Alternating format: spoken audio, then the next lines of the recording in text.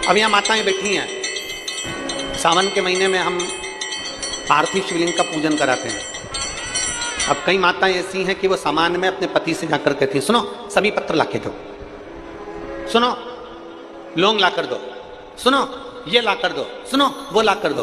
पति गुस्सा कर जाए, पति चिड़चिड़ा हो जाए, बेटे गुस्सा कर जाए, बेटे चिड़चिड़े हो जाए। तो शिव महापुराण की कथा कहती है फिर एक काम करो, अगर कमल गट्टा नहीं है तो चावल का दाना समर्पित कर दो, काली मिर्च नहीं है चावल का दाना समर्पित कर दो, अगर लौंग नहीं है चावल का दाना समर्पित कर दो।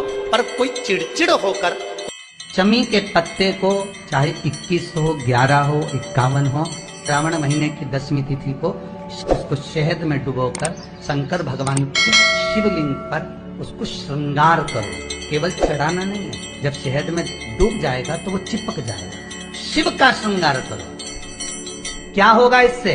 तो लिंग पुराण कहती है, नर्मदा पुराण कहती है, शंकर का जब हम शमी के पत्ते को शहद में डुबोकर श्रृंगार करते हैं, शंकर कहते हैं इसने मेरा श्रावण महीने में श्रृंगार करा है, तो क्यों ना मैं भी इसका धन का श्रृंगार कर इसको कर से मुक्त कर दूं, तब कर्जा चुकता। ये केवल श्रावण के महीने में किया जाता है। श्रावण की 10वीं, चाहे उजाले की कर लो चाहे अंधेरी की कर लो, एक ही बार करना। श्री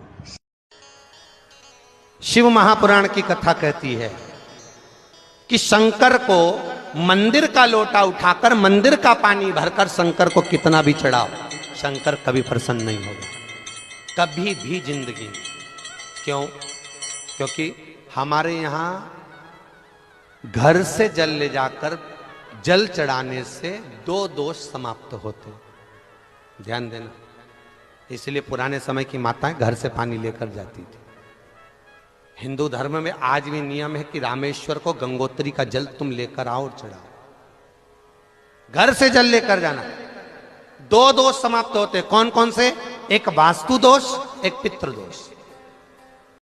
कभी मौका मिल जाए और अपने दिल की बात अगर बहुत अड़चन में पड़े हो तो वो जलाधारी जो चारों तरफ है उसके चरण उसको पकड़कर इस तरह से स्पर्श करना चाहिए, कम से कम 5 बार या 7 बार। अगर मंदिर में जाने की परमिशन हो और शिवलिंग का अगर आप स्पर्श कर रहे हैं तो जो जलाधारी है, जो गोल जलाधारी है, गोल उसका स्पर्श 7-5 बार कर अपने दिल की बात कहना चाहिए। महादेव के मंदिर में 1 लोटा जल जब हम लेकर पहुंचते हैं, देवाधिदेव महादेव के मंदिर में शंकर जी को 1 लोटा जल जब हम धीरे धीरे दिल से बाबा का गुणगान कर कर समर्पित करते हैं, बाबा जान जाता है कि ये पापी है, झूठा है, छली है, कैसा भी है, पर मेरा बेटा है, इसलिए मेरे दरवाजे पर आया है, मुझे गले लगाना।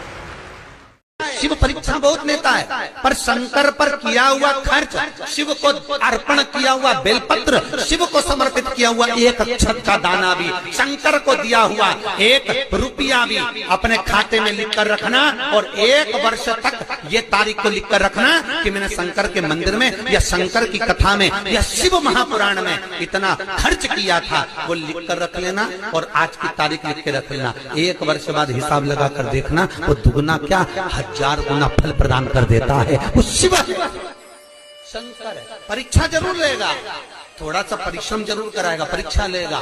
पहले बहुत परीक्षा लेता है, कथा करवाने से पहले, भजन करने से पहले, शिव मंदिर जाने से पहले, तीर्थ जाने से पहले, शंकर के धाम जाने से पहले, तुम बद्रीनाथ चले जाओ, रामेश्वर चले जाओ, द्वारका, तुम जितने जितनी जगह जा सकते चले जाओ।